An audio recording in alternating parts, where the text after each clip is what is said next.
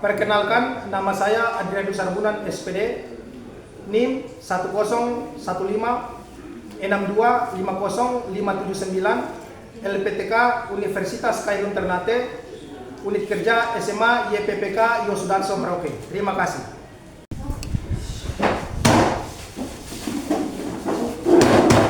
Beri salam kepada Pak Guru. Selamat pagi semua, silakan duduk. Bagaimana hari ini, semangat semua? Berarti kita harus semangat hari ini. Jadi Pak Guru teriak semangat, semuanya semangat sampai 3 kali ya. Ya, Pak. 3 kali luar biasa, oke? Ya. Jadi semangat. Selamat pagi. Pagi, luar biasa. Oke, baik. Semuanya sehat? Sehat. Nah, luar biasa kalau semua sehat hari ini. Bagaimana dengan kebersihan kelas hari ini? Baik semua? Baik. Oke, terima kasih. Oke, sebelum kita masuk pada pembelajaran, sebaiknya kita berdoa dulu. Marilah Pak Guru, dan teman-teman, sebelum kita memulai aktivitas pembelajaran, mari kita atur doa. Yang Maha Bapa dan Putra dan Roh Kudus, dalam surga, pada pagi hari ini kami akan segera memulai pembelajaran. Kami mohon perlindungan-Mu dari awal sampai selesai nanti. Amin. Yang Maha Bapa dan Putra dan Roh Kudus. Baik, terima kasih atas doa yang sudah dibawakan. Selanjutnya kita masuk di, kita absensi dulu ya, anak-anak. Benedictus Yawa, Hadir Pak Guru. Martin Masih Pasik, Hadir Pak Guru. Yohanes Bombin, Ada Pak Guru. Juliana Gebse, Ada Pak Guru. Emmanuel Pasik Pasik, Hadir Pak Guru. Ana Mikela, Ada Pak Guru. Rosalina Were, Hadir Pak Guru. Katerina Kipamolo, Hadir Pak Guru. Ernesta Taiwaso, Hadir Pak Guru. Moses Rahbau, Hadir Pak Guru. Emilius Julian, Hadir Pak Guru. Eduardus Prewi, Kanisius Waka, Hadir Pak Guru. Leonardos Munggujai. Hadir Pak Guru. Tujuan dari pembelajaran kita pada pagi hari ini menyimak laporan hasil observasi dengan cermat. Jadi yang pertama di sini yaitu kita akan memprediksi informasi dalam laporan hasil observasi. Itu tujuan kita yang pertama. Nah, yang kedua yaitu mengidentifikasi informasi dalam laporan hasil observasi. Dan yang ketiga mengidentifikasi fakta dalam laporan hasil observasi. Dan yang keempat meringkas dan menyimpulkan laporan hasil observasi. Jadi itu adalah tujuan daripada pembelajaran kita di saat ini. Oke, selanjutnya Pak Guru ingin tanya, untuk kalian semua itu apa yang dimaksud dengan informasi? Ada yang pernah tahu atau pernah dengar, pernah baca apa yang dimaksud dengan informasi? Kelompok 1 ada? Oke, silakan. Informasi itu yang kita dapat dari orang. Pertama ada keterangan, terus orang yang sekitar. Siap. Oke, jadi itu jawaban sementara dari kelompok 1. Yang dari kelompok yang bagian tengah, kelompok 2 ada? Apa itu informasi? Pengetahuan. Pengetahuan. Oke. Yang ketiga dari kelompok yang berikut? Berita yang diambil berdasarkan fakta. Oh, berita yang diambil berdasarkan fakta. Oke. Nah, dari pertanyaan-pertanyaan kalian itu nanti kita akan bisa lebih paham, lebih tahu ketika nanti kita masuk pada materi ya. Kita masuk pada materi. Nah, jadi semua yang dipertanyakan itu nanti ada di dalam materi yang akan Pak Guru sampaikan. Oke, kita akan masuk pada penyampaian materi. Nah, jadi hari ini materi yang akan Pak Guru sampaikan bisa diperhatikan ya. Materi yang ada di depan sini yaitu tentang menyimak laporan hasil observasi dengan cermat. Informasi dalam laporan hasil observasi. Jadi bisa dilihat di depan, informasi dalam laporan hasil observasi adalah keterangan atau data bukti yang diperoleh dari hasil pengamatan terhadap suatu objek, peristiwa atau keadaan. Informasi ini disajikan secara jelas, nyata, dan sesuai dengan fakta agar pembaca dapat memahami apa yang sedang diamati tanpa ditambah-tambahi dengan pendapat pribadi. Nah, jadi di situ jelas ya anak-anak? Jelas ya?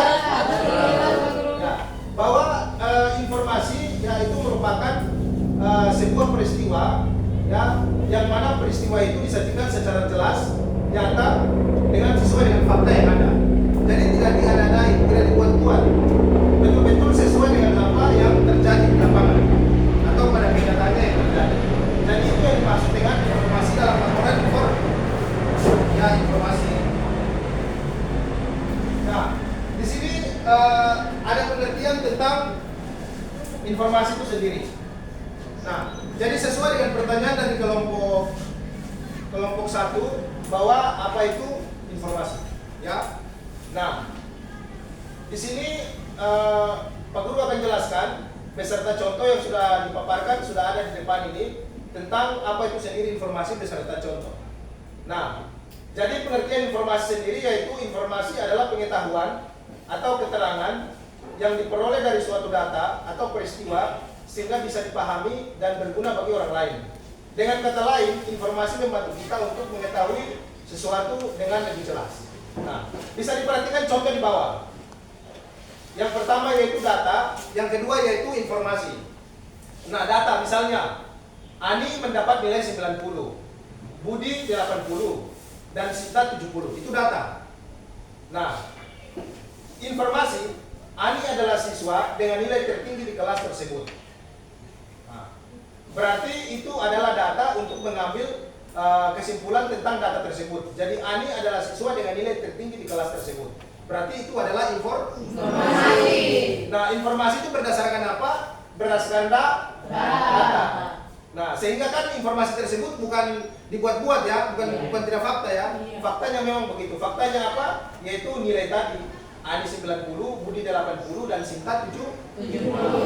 Dari data itu, maka tibalah kesimpulan informasi bahwa Ani adalah siswa dengan nilai tertinggi di kelas tersebut. Berarti betul ya, 90 ya? Iya.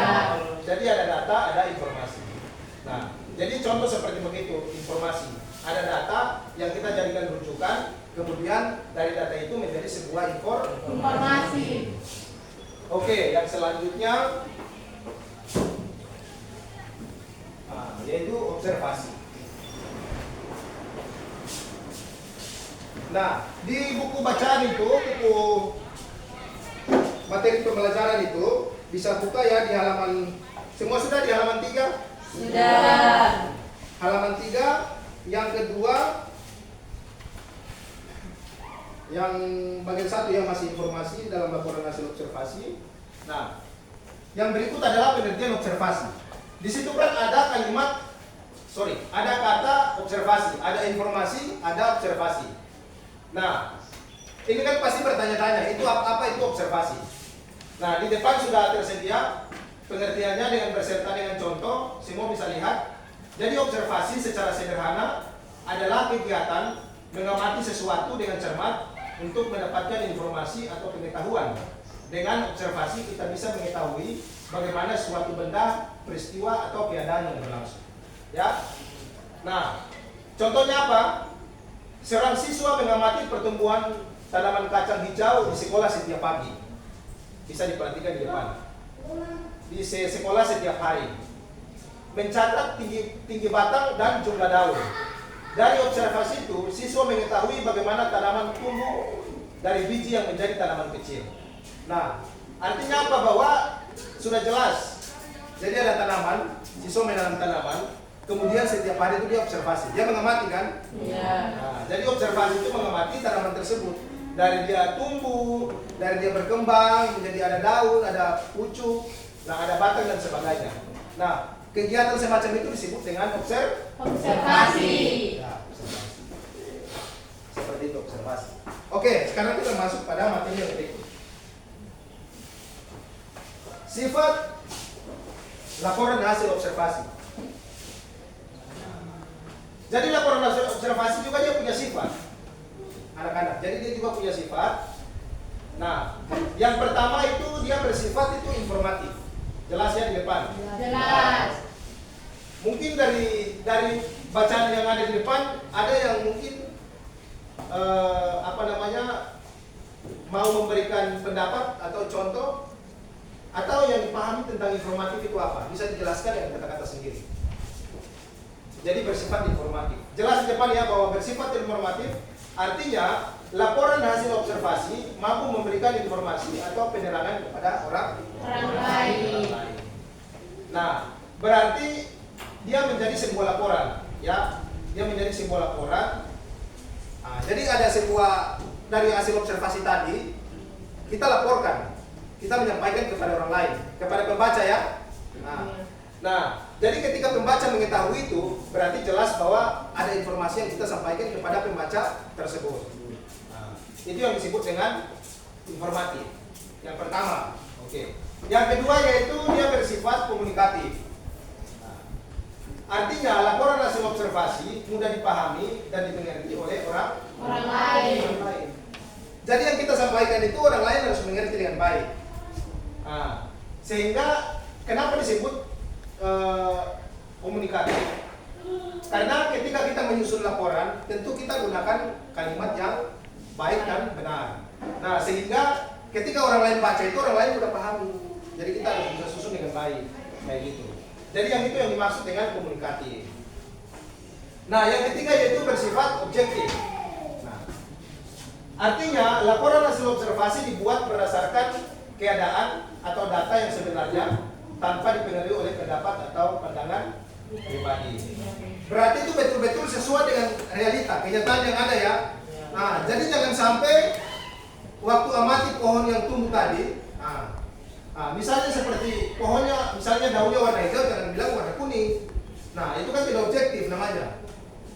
Jadi istilah objektif itu seperti itu. Jadi daun warna hijau, dia bilang hijau. Warna merah, dia bilang merah. Jangan sampai warnanya hijau dibilang kuning atau merah. Nah, itu kan tidak objektif namanya. Jadi sesuatu yang tidak berdasarkan dengan kenyataan. Kayak gitu. Jadi oke, bisa dipahami ya, sudah sampai di yang berikut ini sifat laporan hasil observasi. Fungsi laporan hasil observasi. Kita bisa lihat di sini.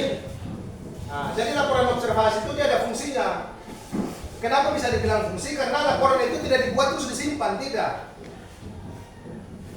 Itu disampaikan kepada orang lain dan itu adalah fungsi. Nah, fungsi yang pertama yaitu kita melaporkan. Melaporkan tanggung jawab sebuah tugas dan kegiatan pengamatan. Dan itu kita harus laporkan sehingga bisa disebut sebagai laporan. Nah, gitu. Yang kedua yaitu menjelaskan dasar penyusunan kebijakan. Nah, keputusan atau penyelesaian masalah dalam pengamatan. Contoh sebelumnya yang tadi Pak Guru sudah sampaikan tadi. Ini contoh. Menjelaskan penyusunan kebijakan, misalnya ya. Contoh, kita mau tahu kira-kira dari semua siswa yang ada di kelas itu mana yang nilainya paling tinggi. Berarti kita harus buat data, iya toh? Iya. Harus buat data. Nah, dari data itu, misalnya semua siswa yang ada dalam ruangan, kita buat data dulu, mana yang nilainya, gitu.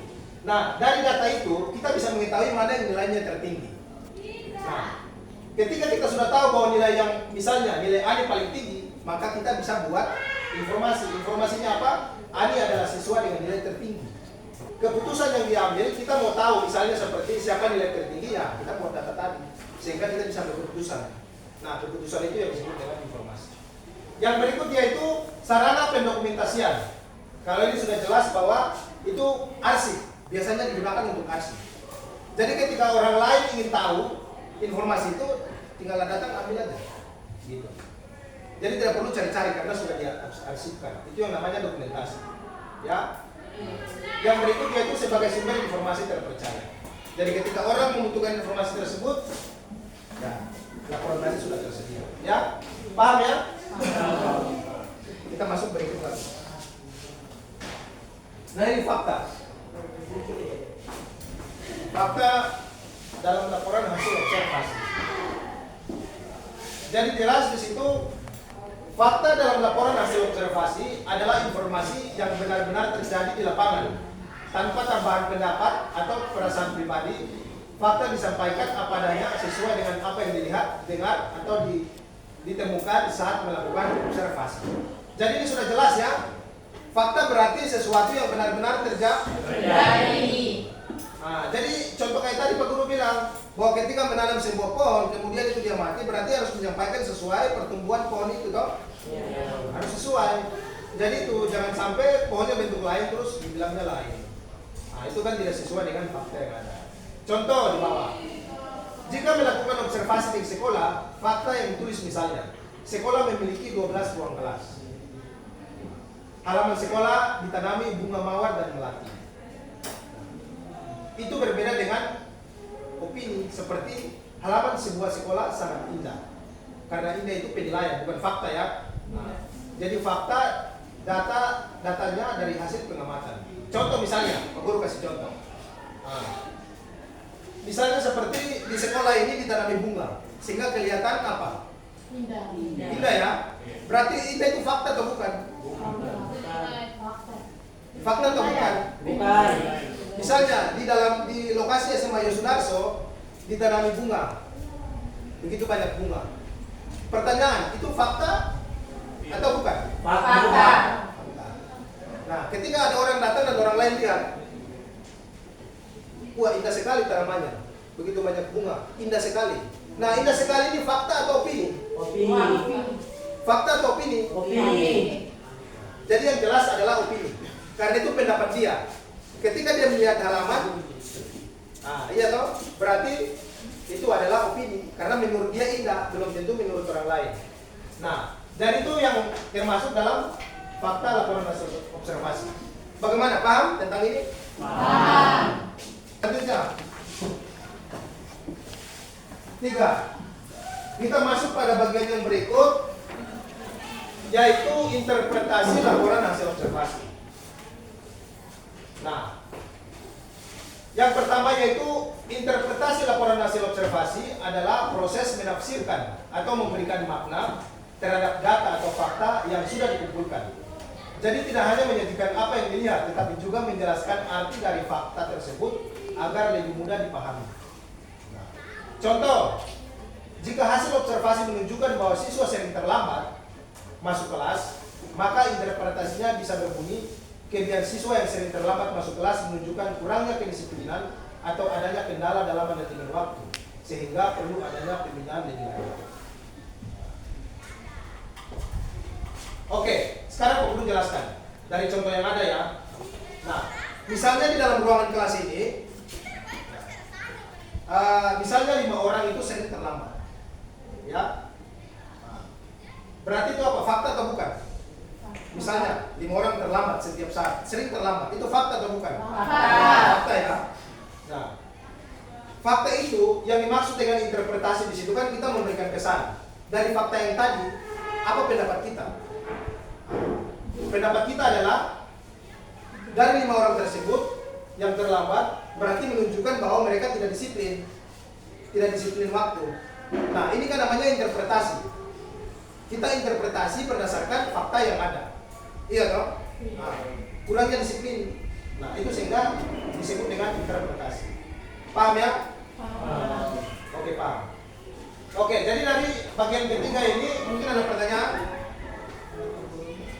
Interpretasi dalam laporan hasil observasi itu seperti apa sih?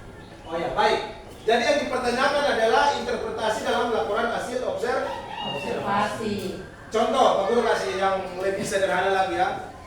Nah, contohnya misalnya seperti di dalam apa namanya sekolah ini, misalnya ada kelasnya 12 ruangan, misalnya ya. Nah, dari 12 ruangan itu, misalnya itu fakta atau opini? Pak Guru pertanyakan, fakta atau opini? Fakta ya. Artinya bahwa di sekolah ini ada 12 ruangan ya, fakta. Nah, ketika dari fakta itu Pak Guru interpretasi, memberi apa ya, kesan dengan fakta itu. Oh, di SMA Yos terdapat banyak kelas. Berarti itu fakta atau interpretasi? Interpretasi. Nah, karena belum tentu menurut orang kelasnya 12. Belum tentu. Mungkin yang menurut orang yang banyak itu mungkin harus 20 kelas, 30 kelas itu bagus. Jadi itu yang disebut dengan interpretasi. Oke, paham ya untuk yang bertanya? Oke, siap. Oke, jadi materi tadi itu terakhir ditutup dengan ada sebuah quotes ya. Ilmu adalah satu-satunya harta yang tak pernah hilang. Harta uang boleh hilang, boleh habis. Rumah boleh rusak, ya. Nah, HP mungkin bisa hilang atau rusak. Tapi kalau ilmu itu tidak akan pernah hilang karena dia ada di dalam. Otak. Jadi kapanpun dan dimanapun ilmu itu akan tetap ada. Jadi meskipun kalau sudah punya ilmu, kehilangan uang kita bisa cari lagi, kehilangan rumah bisa cari lagi. Kenapa? Karena kita punya ilmu. Sehingga kita bisa gunakan itu untuk bisa mencari segala sesuatu yang kita butuhkan. Meskipun itu rumah yang bisa hilang, uang yang habis, nah dengan ilmu kita bisa mencari itu. Ya, karena dia tidak akan pernah hilang selama kita masih hidup.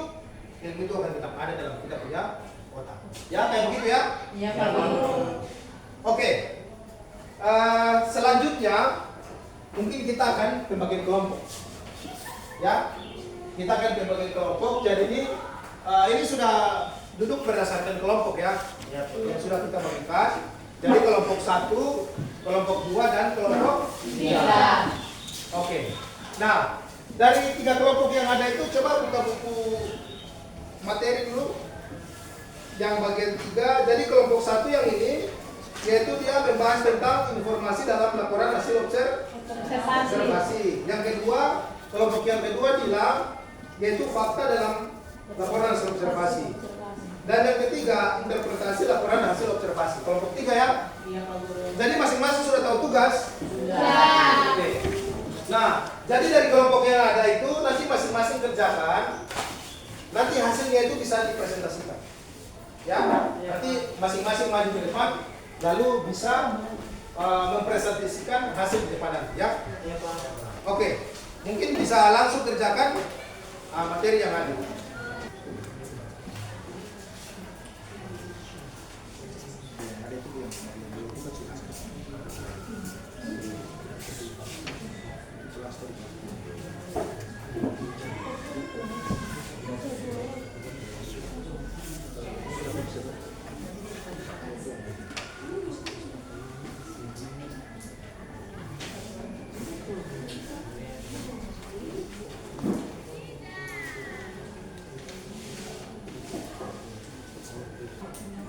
Nah, jadi nanti presentasi itu kalau bisa itu 2 orang yang maju ya. Iya, Pak. Jadi satu yang nanti membaca, nanti satu itu yang moderatornya. Jadi nanti dia yang menyampaikan pembuka sama penutup. Ya, jadi harus dibiasakan kayak gitu ya. Jadi kalau 1 silakan, boleh maju ke depan untuk bisa mempresentasikan hasil diskusi. Terima kasih atas waktu yang diberikan.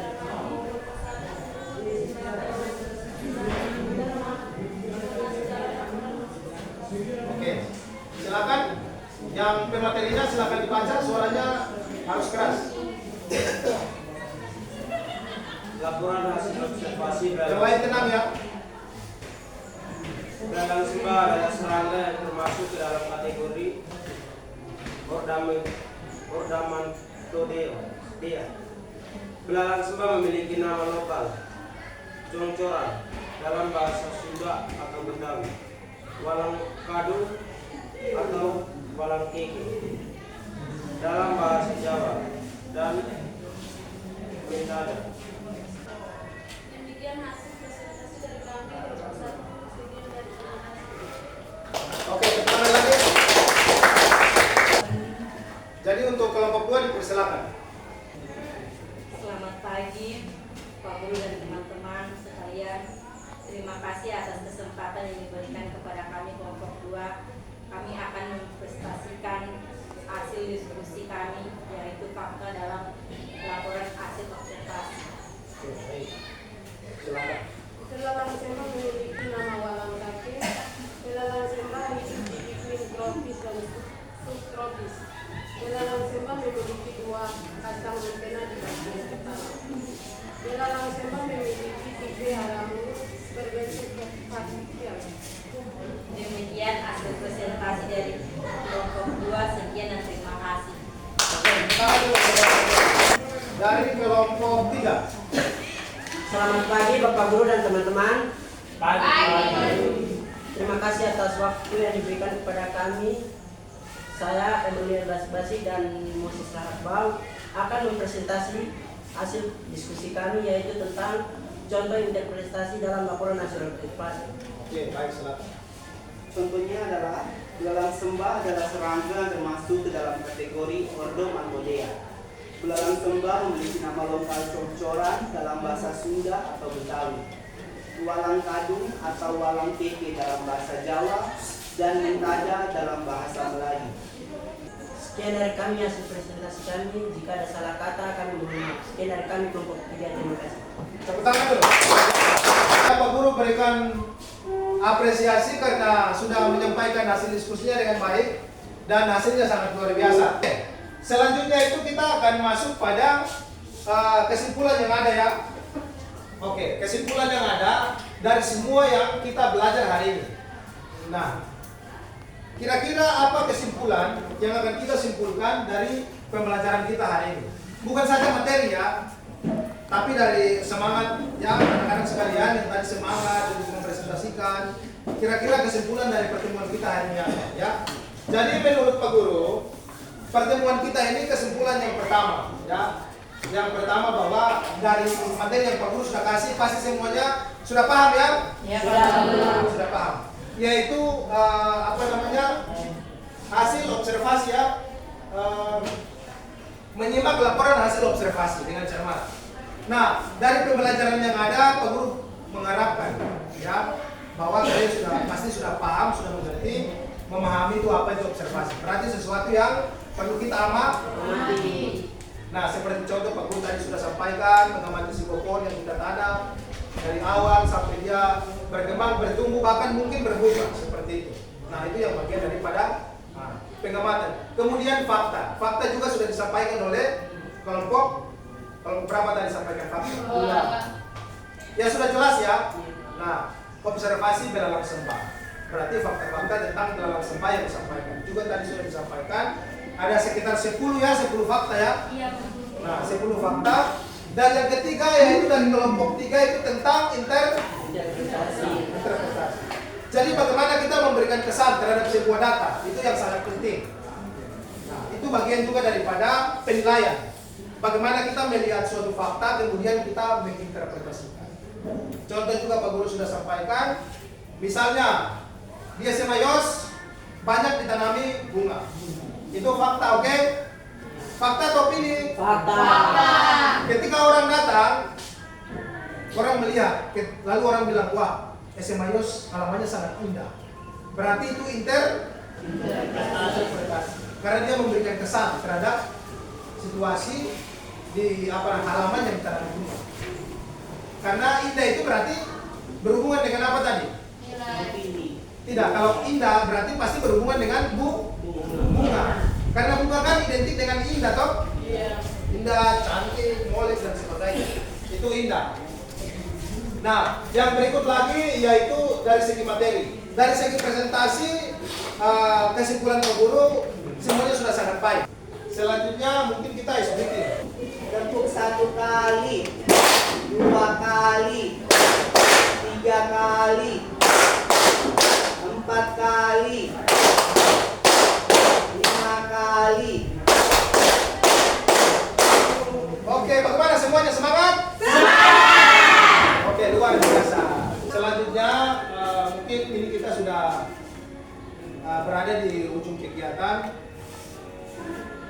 Semoga kalian semuanya sehat walafiat, ya, jaga kesehatan yang baik, ya, jangan sampai sakit karena kita masih tetap harus belajar berproses. Istirahat yang cukup, jangan terkadang malam bermain sampai tengah malam, harus bisa tidur tempo untuk besok pagi bisa sekolah lagi dengan baik ya. Nah, selanjutnya itu mungkin kita menutup dengan doa ya. Mari teman-teman sebelum menutup kegiatan pelajaran kita pada mari kita berdoa. Berdoa Bapa dan berdoa Roh Kudus. Amin. Kemuliaan kepada Bapa dan Putra dan Roh Kudus. Seperti pada dulu sekarang selalu dan sepanjang segala abad. Amin. Oke, selanjutnya dengan berakhirnya doa kita pada siang hari ini, maka berakhirlah juga pertemuan kita di siang hari ini. Tepuk tangan untuk kita semua. Sekian dan terima kasih dari Pak Guru. Beri terima kasih kepada Pak Guru. Terima kasih juga untuk semuanya. Selamat siang. Siap.